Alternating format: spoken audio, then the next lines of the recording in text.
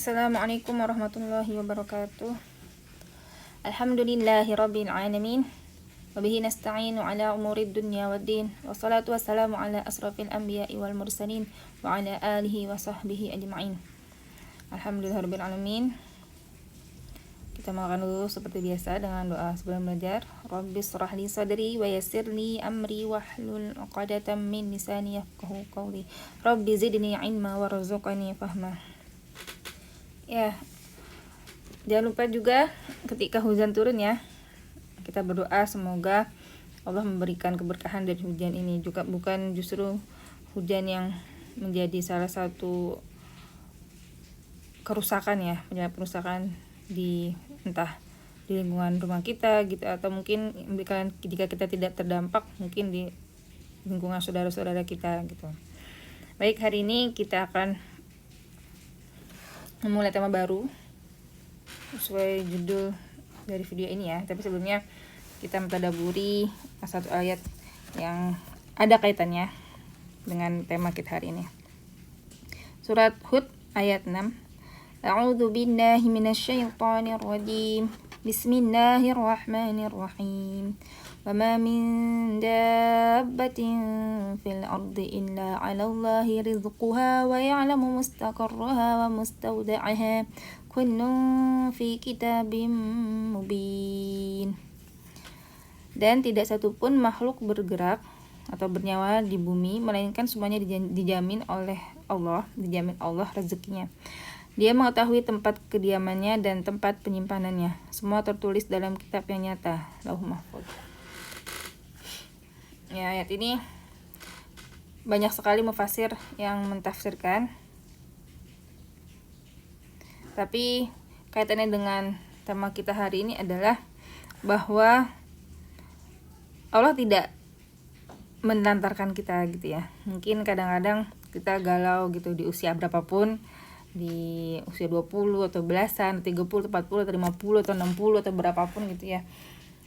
Kita mungkin merasa khawatir gitu, besok aku gimana gitu, atau misalkan bahkan dari kita hidup di pagi kita sudah mengkhawatirkan siang gitu, atau kita hidup di pagi udah mengkhawatirkan malam. Pagi aja mungkin belum disyukuri dengan sebenar-benarnya amal yang maksimal gitu, tapi kenapa kita sudah khawatir? Akhirnya hidup kita dari pagi ke siang itu isinya khawatir gitu. Nah, ini salah satu jawaban ya, salah satu obatnya adalah ayat ini gitu, bahwa semua makhluk bernyawa pasti itu sudah Allah catatkan gitu rezekinya ya. Ya, sebelumnya bagi yang belum subscribe atau like atau komen, silakan, supaya kita sama-sama membangun channel ini ya. Kami mungkin membangun dengan cara mengisi konten gitu. Teman-teman bangun dengan cara meningkatkan traffic gitu, popularitas channel ini maupun akun-akun lainnya. Ada YouTube, IG, Facebook. Mungkin nanti kalau ada TikTok juga di akun yang sama ya, hafidhah.pengusaha. Atau misalkan mau melihat secara yang lebih resmi, biasanya website tuh kata lebih resmi gitu ya, hafidhahpengusaha.org gitu. Baik, kita lanjutkan ya. Jadi tafsir surat ini salah satunya dikaitkan lagi dengan ayat yang mirip ya, tapi tidak sama gitu. Ada penggalan ayat, wa ma min dabbatin fil ardi illa 'alallahi rizquha. Maka dikatakan gitu, Allah mengatakan di ayat yang lain, tidak satupun hewan melata di dunia ini melainkan Allah sudah atur rezekinya gitu.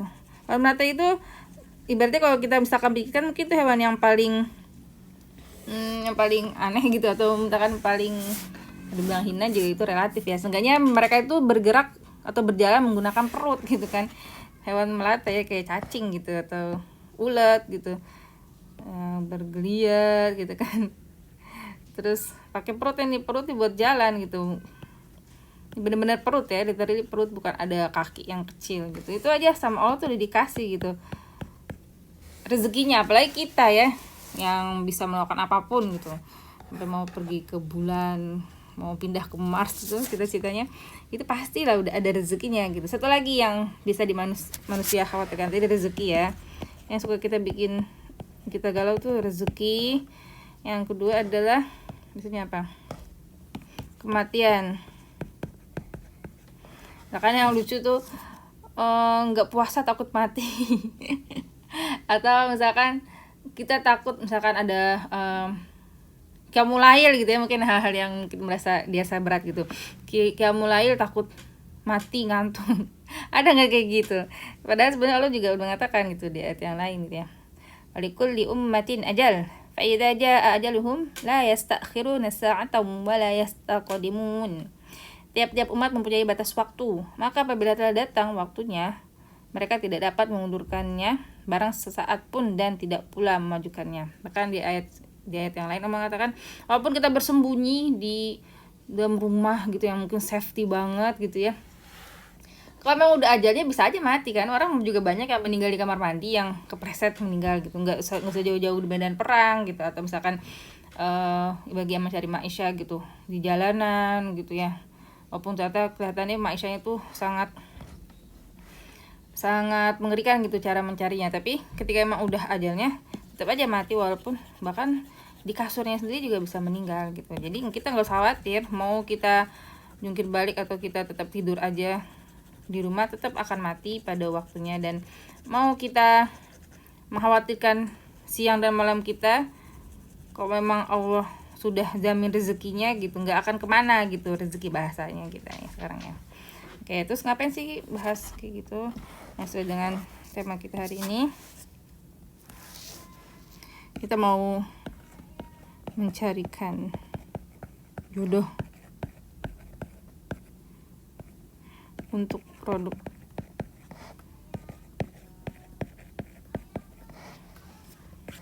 Nah, kita ada para mak comblang nih. Terus pertanyaan mungkin yang sering terdengar ya, emang permasalahannya apa sih? Ya mungkin kita udah punya produk gitu, tapi kok biasanya stok numpuk, permasalahan kan? Atau mungkin ada juga yang nggak punya produk, misalkan teman-teman yang dropship bingung mau produknya apa gitu, bingung pilih produk apa, cara jualnya gimana. Atau misalkan udah nih aku udah punya produk, aku nggak tahu cara iklannya, atau udah iklan tapi ternyata boncos gitu, entah iklan dimanapun ya, di marketplace maupun ke endorsement ataupun di sosmed gitu, dan lain-lain. Banyak banget permasalahan kita yang punya produk tapi kok kayaknya itu produk aku tuh belum nemu deh jodohnya gitu.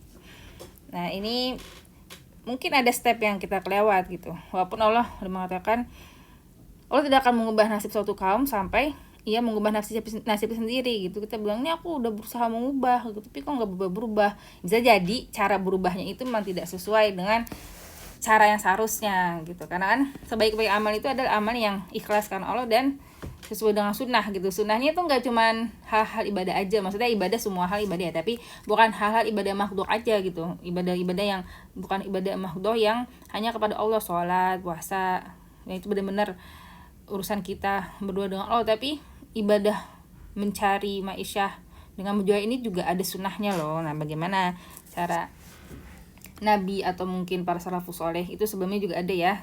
Misalkan mau ngeliat di video-video sebelumnya ada tentang cara iklan boncos dan lain-lain, silakan mampir di channel kami. Tapi sekarang lebih brainstorming untuk berarti ala kita benar-benar poinnya jodoh sini ya.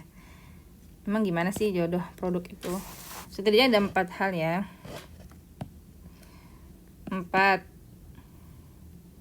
step ya,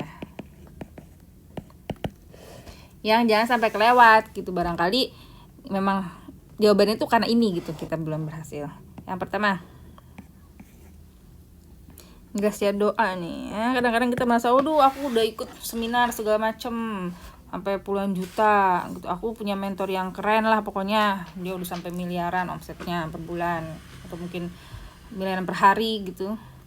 Terus kita merasa bahwa ikhtiar kita yang mendatangkan rezeki. Emang benar ya, Allah menginginkan kita berikhtiar, tapi lagi-lagi kalau Allah nggak ridho dengan ikhtiar kita nggak akan ketemu juga gitu dengan pemberian Allah gitu, masih di langit menggantung gitu. Kita harus jemput tuh ibaratnya rezekinya di langit pakai tangga yang benar. Kalau udah kita nyampe tangga dulu, kita udah naik tangga sampai ke langit, tuh sampai kita misalkan caranya Allah nggak suka di pintu langit ibaratnya bisa jadi ditahan juga gitu kan. Makanya kita jangan lupa bahwa itu semua tuh memang sesuai dengan kehendak Allah gitu, sesuai kehendak Allah itu aja bagi orang yang udah tahu ya caranya. Apalagi kalau kita misalkan aduh aku nggak tahu nih harus ke langit caranya gimana, atau misalkan selain ke langit caranya gimana, aku nggak tahu cara milih tangga yang mana gitu. Bahkan ada juga mungkin yang nggak tahu emang gimana sih cara ngelangkah di tangga ke langit gitu ibaratnya ya. Kalau misalkan kita suka nonton film kartun yang suka ada tangga-tangga ke langit tuh, apalagi gitu ya, kita nggak tahu sama sekali. Oke, yang tahu tuh aku butuh uang ya Allah gitu, aku harus menghasilkan, aku harus membiayai keluarga aku misalkan kayak gitu, aku harus ngapain, itu benar-benar doa gitu. Bahkan aku harus ngapain aja juga harus doa kan. Apalagi misalkan yang biasanya sering terjadi itu, apalagi yang misalkan udah tahu caranya gitu ya, aku udah tahu nih pasti kayak gini akan berhasil gitu sesuai dengan rumus gitu, belum tentu juga gitu. Barangkali sini ada poin kita takabur gitu ketika misalkan kita udah tahu secara teknis ya, makanya Allah belum kasih, ataupun udah kasih tapi masih belum mencapai target gitu. Atau ada juga misalkan bagi orang-orang yang belum tahu gitu ya, ada poin yang kita kurang besar tadi ya, kalau kita nggak tahu apa-apa kita tuh lupa gitu bahwa ada Allah gitu. Kita merasa hidup kita nongso sendiri, tersiksa sendiri, sedih sendiri. Semua orang kita suka kepoin satu orang ini bisa begini ya, udah begini, terus hidup kita tuh ngapain, apakah buat itu aja isinya? Kita bukan reporter loh yang isinya kerjaan itu nge-report kerjaan orang-orang aja gitu, stalking urusan orang gitu, atau cuman isinya pagi makan tidur lagi gitu, buang air besar buang air kecil. Kita nggak kayak gitu. Jadi pun kita nggak tahu apapun di dunia ini, atau kita nggak tahu harus ngapain, tanya sama Allah gitu. Saya juga pertama kali bisa akhirnya bisnis yang ibaratnya bisa cash flow-nya lumayan lah gitu ya, itu juga awalnya dari situ gitu. Saya memperbaiki doa saya gitu, doa yang seperti apa, mungkin Mas Tamin doanya kurang meredah kepada Allah, kurang benar-benar merasa butuh dan kurang yakin mungkin ya, atau misalkan kurang membersihkan diri segala macam. Itu banyak banget, nanti mungkin ada sesi kita cara diterima doanya, atau misalkan silakan cari di literasi lain emang gimana sih cara doa tuh diterima gitu. Tapi itu terasa banget ya ketika akhirnya aku udah merasa, sekarang aku nih ketika saya merasa doanya tuh udah pola gitu sampai nangis bercucuran air mata tuh, akhirnya nggak lama tuh akhirnya Allah kabarin dengan berita yang mungkin kita nggak tahu juga kan. Nah setelah berdoa itu, karena kita nggak tahu itu ternyata jawaban doa kita, tapi yang perlu kita lakukan adalah mencoba gitu. Itu ada kesempatan, saya coba terus akhirnya benar gitu ya, seenggaknya bisa menghidupkan channel ini lah. Ya ada lah ya, misalkan mau kepo silakan melihat, ada beberapa brand di ukasgroup.com, namanya boleh sambil promosi kali. Emang bisnisnya apa sih? Misalkan lagi tahun ini ya sedang dikembangkan nih masih ini ya, ukasgroup.com. Itu ada soalnya masih basis banyak di marketplace, tapi kita sekarang pada saat video ini dibuat sedang mau optimasi di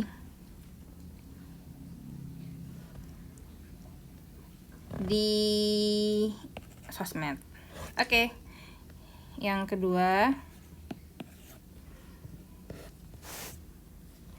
tentukan karakter, atau misalkan karakter itu sifatnya abstrak gitu, atau ciri-ciri lah yang bisa dilihat, ciri-ciri market kita atau target market ya. Biasanya apa aja isinya? Bisa usia, gender, domisilinya di mana, penghasilannya berapa, jadi bahkan bisa pakai gadget apa,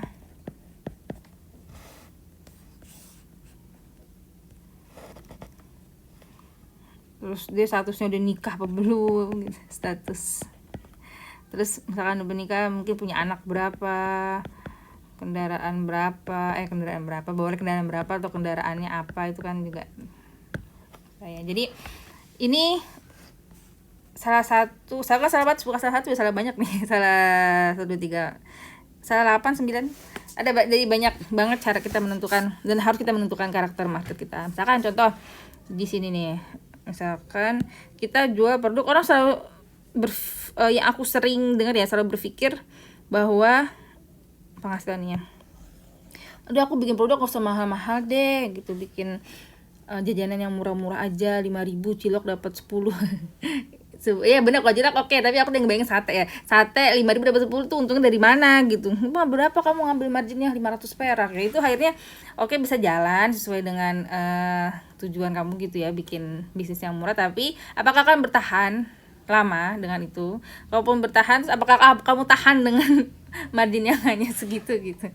Jadi kita juga harus jangan-jangan sebenarnya di sini gitu, bahwa tuh ada juga loh tipe orang yang misalnya makanan murah, sate 5.000 dapat 10 gitu, orang malah takut tuh sate apaan isinya gitu, bagi dibilang ayam gitu. Nggak semua orang itu mau beli barang murah gitu, ada juga orang mau beli barang mahal, misalkan apalagi elektronik ya. Saya salah satu juga tuh, misalkan salah satu hal yang orang yang berbeda dengan itu, kalau misalkan nggak, kok ini murah banget gitu, sedangkan perbandingannya mungkin orang lain jual sangat mahal gitu ya, itu mempertanyakan kok bisa kayak gitu. Tapi tadi balik lagi ke preferensi masing-masing gitu. Ada juga mungkin, tapi saya juga sempat pada sesi masa kehidupan saya yang udah beli murah-murah aja, nanti kalaupun rusak dia nggak bakalan terlalu banyak kan yang terbuang, atau nggak akan banyak pengorbanan yang akhirnya hilang begitu saja gitu kan. Tapi ada juga orang yang mau marketnya di harga yang tinggi gitu. Tadi yang pertama usia, kalau misalkan kita targetin usia belasan, yang pasti tuh orangnya pasti kan cuma punya uang jajan sekian berapa gitu kan, atau uang jajan sekolah. Tapi kalau misalkan kita targetin usia 40 atau 50, itu pasti akan berbeda. Itu berhubungan juga tadi dengan penghasilannya, bisa berhubungan ke sini. Terus belum lagi kalau kita bahas tentang domisili, kira-kira misalkan di Jakarta itu ada misalkan di daerah perumahan tertentu tuh orang-orang elit gitu kan, itu pasti berbeda juga dong behaviornya atau konsumsinya atau barang yang dibelinya. Belum lagi kita bahas gadget, orang yang gadgetnya misalkan iPhone yang paling mahal yang selalu update gitu kan, yang dia spend biaya gadget itu sekitar 20 juta sekali beli, itu pasti juga akan berbeda. Belum lagi status, misalkan udah nikah apa belum gitu kan, jomblo biasanya ngapain, kalau yang udah nggak jomblo ngapain, atau anak gitu ya, biasanya anak kalau misalkan coba aja misalkan orang yang punya anak 10 sama punya anak 1 pasti beli berasnya kan sehari sebulan beda kan. Nah itu kita tentukan gitu. Jadi ini banyak sekali ya detailnya, tapi poin yang perlu diyakini adalah bahwa tidak semua orang itu sama gitu. Tidak semua orang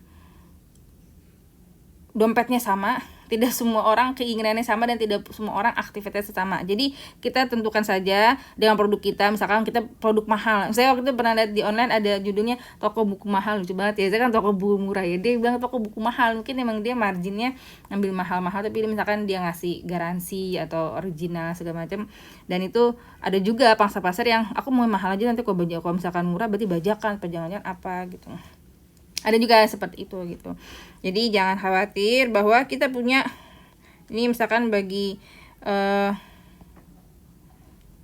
produk-produk, misalnya kita bagi segmennya tuh ada bahasa gampangnya ya, misalkan berdasarkan budget itu, low, middle, high misalkan gitu. Kita misalkan berdasarkan budget, orang tuh misalkan dikelompokkan berdasarkan ini gitu ya. Ada yang mau beli makanan yang murah-murah, ada yang mau beli makanan sedang-sedang aja, ada yang beli makanan yang mahal-mahal. Jadi orang yang kita punya produk yang murah ya udah pasti ada gitu orangnya. Orang misalkan kita bikin makanan yang sedang harga ya pasti juga ada orangnya.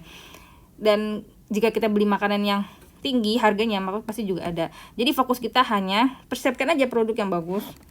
Jadi di sini semua PR-nya adalah produknya aja disiapkan. Kalau misalkan emang produknya mahal ya packingnya juga mahal dong.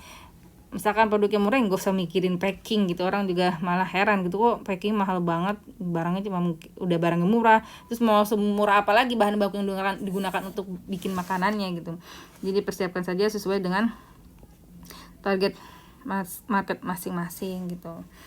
Dan itu poin yang pertama, di sesi ini, maksudnya kita fokus dengan segmen kita masing-masing. Yang kedua, kita jadi pada akhirnya ketika kita udah siap dengan produk yang seperti misalkan aku pilih yang low gitu, ya udah aku gak usah mikirin yang middle, yang high gitu. Ketika aku udah tentukan aku di low budget makanan, low budget meal, orang-orang yang mau beli makanan yang murah, ya udah aku nggak usah mikirin dong packaging gitu. Karena misalkan kita punya dualisme, aku mau harga murah tapi packaging harus bagus, itu nggak bakal ketemu gitu. Nggak akan ketemu, dan akhirnya kita nggak jadi low, kita juga nggak jadi high gitu. Jadi fokus aja di segmen yang sudah kita tentukan karakternya. Lalu yang ketiga, yang perlu kita lakukan adalah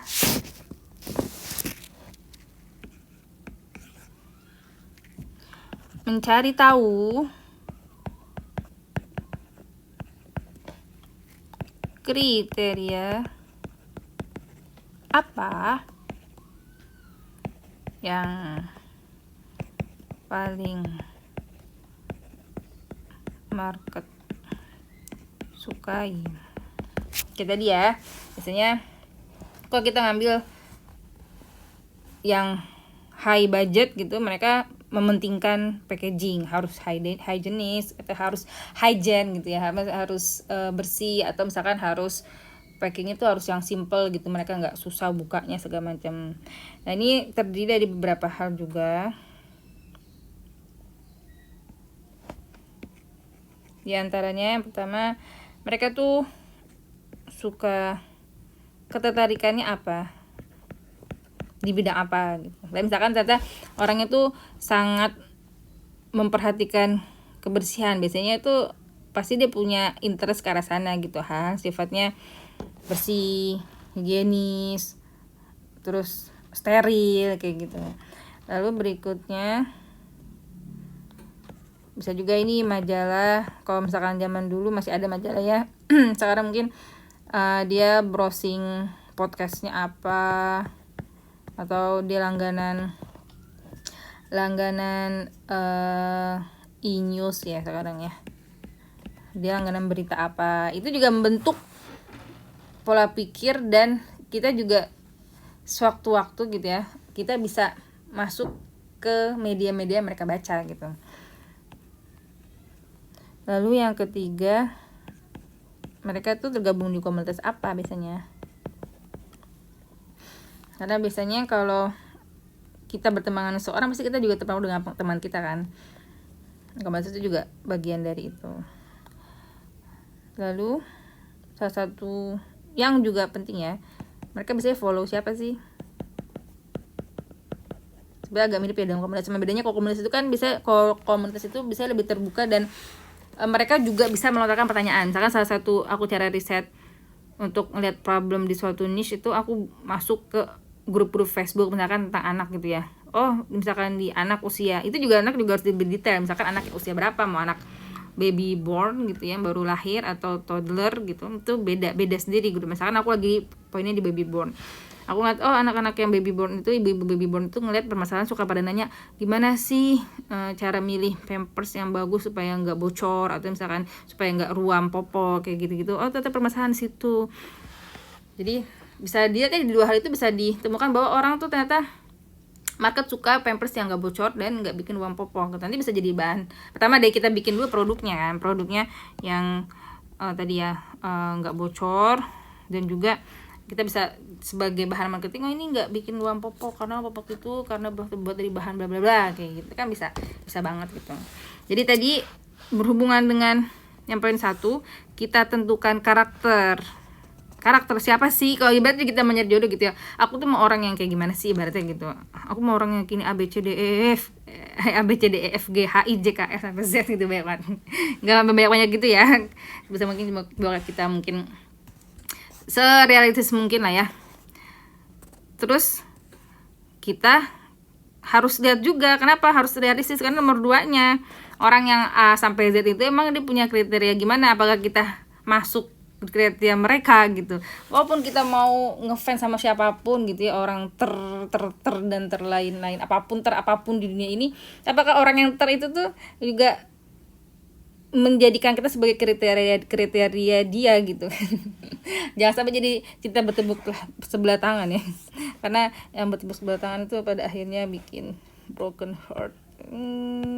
Kasihan ya. Nggak mau kan patah hati, produk capek-capek dibikin, katanya nggak laku gitu kan. Karena apa? Nanti produk kita emang nggak sesuai. Kita mau tadi ya pangsa pasar harga yang mahal, tapi kita packagingnya jelek banget gitu, atau misalkan kelihatan murah atau tidak higienis gitu kan, nggak akan ketemu. Akhirnya patah hati lah, muncullah permasalahan. Akhirnya ada tadi ya stoknya numpuk, terus bingung.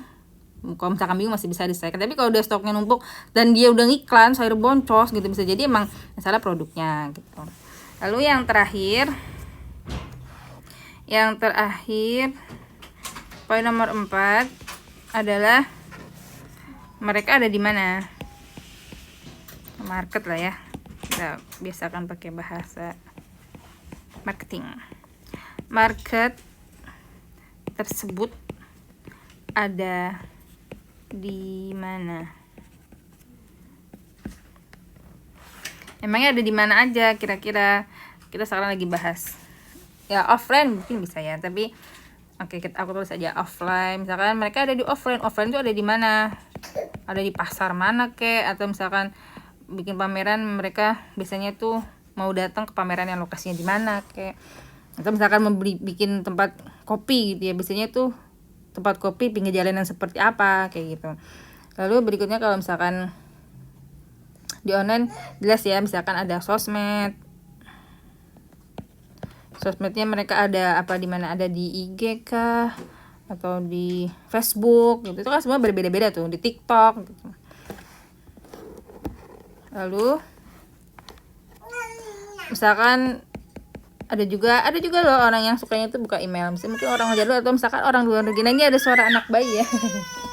Di video saya jarang banget ngedit video dari segi sound segala macam karena mempersingkat waktu juga. Jadi biasanya ada baby, biasanya tamu tuh membawa rahmat ya, apalagi kalau tamunya belum punya dosa nih kayak anak bayi.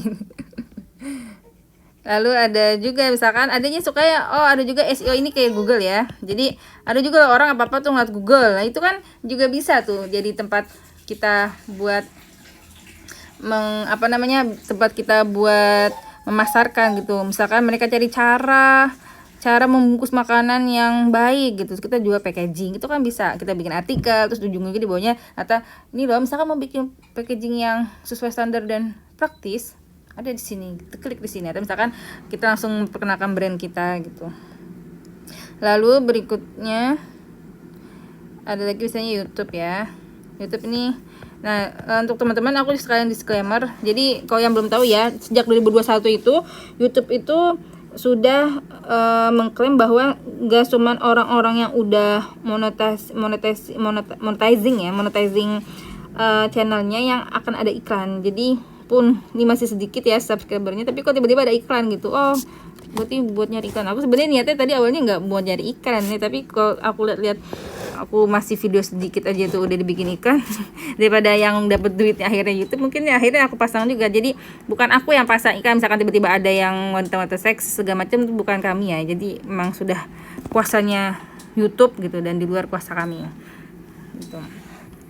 Nah, jadi poin di sini adalah gunakanlah channel sesuai dengan market kita. Market kita adanya di mana. Jangan misalkan jual mobil yang biasanya orang tuh pengen nyobain kayak gitu. Mungkin sekarang walaupun udah ada ya di online official store, misalkan Honda gitu. Tapi kalau menurut aku itu tuh mereka sudah tahap mereka tuh sudah fix mau beli mobil tersebut, cuma tinggal check out aja gitu. Atau misalkan entah ngejar angsuran syariahnya gitu, ataupun apapun itu gitu.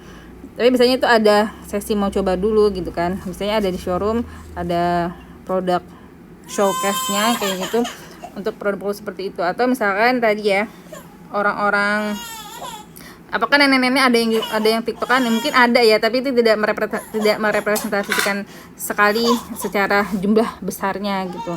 Mungkin orang-orang yang tua lebih banyak di Facebook segala macam. Ya itu aja ya untuk video kita kali ini. Saya mau beralih, mungkin mau menyambut tamu. Mohon maaf ya. Jadi insyaallah kita akan lanjutkan, dan ini overview saja perihal mencarikan jodoh untuk produk kita gitu ya. Silakan dipelajari dan semoga minimal gitu ya bisa membuat kita tuh tadi tidak putus asa lah gitu. Target minimalnya nggak putus asa bahwa semua orang tuh sudah ada masing-masing rezekinya. Bahkan makhluk yang tidak punya kaki aja tuh udah Allah atur gitu. Apalagi kita punya kaki, punya hidung semuanya, punya kaki, punya rambut gitu kan, dari ujung kaki sampai ujung kepala tuh udah lengkap gitu, pasti ada gitu. Dan pun kita berjuang, akhirnya kita sudah semangat, aku yakin dan aku akan semangat berjuang sekuat tenaga, terus kita ada ketakutan untuk mati gitu. Udah, misalkan aku kerja terus nanti aku mati lagi. Insya Allah tuh tadi Allah juga mengatakan bahwa pun kita tidur-tiduran doang ibaratnya ya, bukan Allah mengatakan, maksudnya insight dari ayat tersebut adalah walaupun kita cuma tidur-tidur doang, tapi ya kalau mati gitu. Cuma kayak kita isi aja tuh kehidupan kita yang akan mati itu dengan apa, dan kita tidak perlu mengkhawatirkan rezeki maupun kematian kita. Oke, itu aja dari saya. Jangan lupa tadi Hafizah pengusaha, semoga Hafizah pengusaha ini isinya terus bisa memberikan konten-konten bermanfaat. Dan penutup dari saya bahwa yang baik datangnya dari Allah Subhanahu wa taala, dan segala kekurangan serta ketidakeditan video ini ya, jadi langsung aja gitu, nggak pakai ada suara, itu datangnya dari kekurangan kami gitu, karena masa belum prioritas. Mungkin nanti kalau misalkan dari request bakal mau pakai di studio gitu atau di edit dikit, boleh ya di komen. Mungkin kalau ada banyak gitu yang request kayak gitu, saya akan lebih menginvestasikan waktu untuk editing video. Wabillahi taufiq wa hidayah, fala takunanna minal mumtarin. Wassalamualaikum warahmatullahi wabarakatuh.